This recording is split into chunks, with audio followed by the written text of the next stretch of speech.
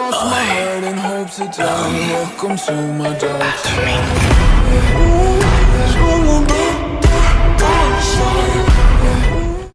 Sid arrives safely in Lindworm and decides to have a bath. In his way, he states his preferences, stating how much he likes what he likes and dislikes what he dislikes. Although he is of the opinion that there are insignificant things he likes and dislikes. One of the insignificant things that he likes are hot springs. Just then, he gets into a hot spring, humming as he enjoys the calm warmth it brings. Surprisingly, he isn't the only one who seems to like hot springs, as Princess Alexia happens to be in the hot spring with him, and is shocked to see him get in. Sid completely ignores her and continues to act like she isn't there, while still enjoying the warmth of the hot spring. Still nervous, Princess Alexia summons the courage to begin a conversation. She asks about his injuries since he seems healed. She is, however, surprised to see this since she had cut him so deeply in their last encounter. In response, Sid refers to her as a killing machine, but doesn't say any further when she inquires about what he said.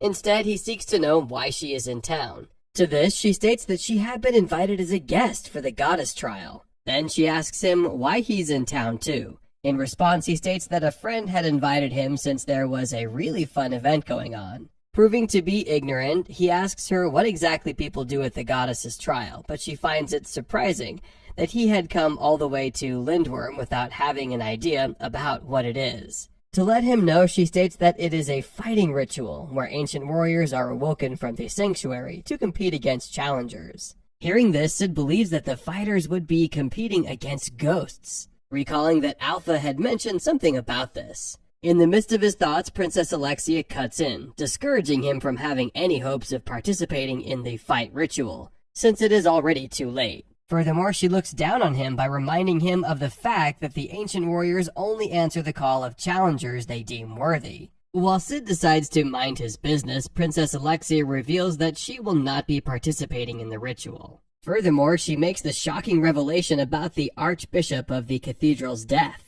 Although this didn't seem shocking to Sid at all, his attitude not seeming to care didn't stop the princess from divulging the real reason she had to come to Lindworm. Apparently, she had been sent to investigate the dead Archbishop.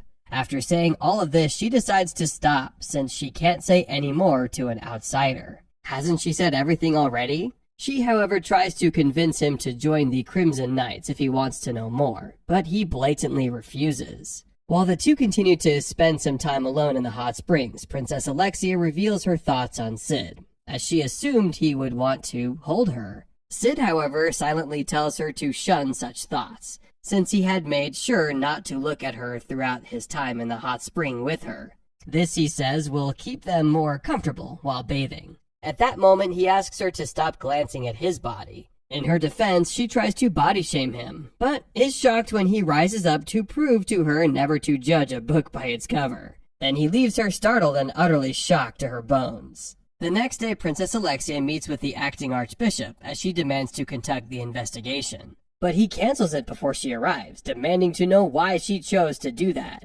He states that the royal family had sent her to investigate the archbishop, who now happens to be dead. Furthermore, he states that they need to apprehend the killer, and therefore have no time for what he terms the princess hobbies. After that, he pleads with her to leave church matters to the church, urging her to just sit back and enjoy the goddess trial. This gets Princess Alexia very angry and determined to make sure she gets her father's authorization to go ahead with the investigation. Still angry at the acting archbishop, Princess Alexia is angrier at Beta in her disguise as the author, Natsume. She feels Natsume's demeanor is too good to be true. She is more disgusted at Natsume's chest size since she gets the feeling that Natsume makes use of this to attract her fans. On the other hand, Natsume recognizes Princess Alexia as the character who tries to get close to her beloved Lord Shadow. She, however, believes that Lord Shadow would never be attracted to the princess. Noticing the suspicious look from Natsume, the princess steps on Natsume's foot.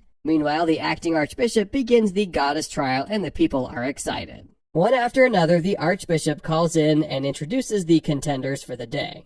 First, he introduces a challenger from the Oriana kingdom named Tope Paterius. After this, one of the members of the crowd reveals to another the fact that an ancient warrior will be unable to leave once it had been summoned. Not until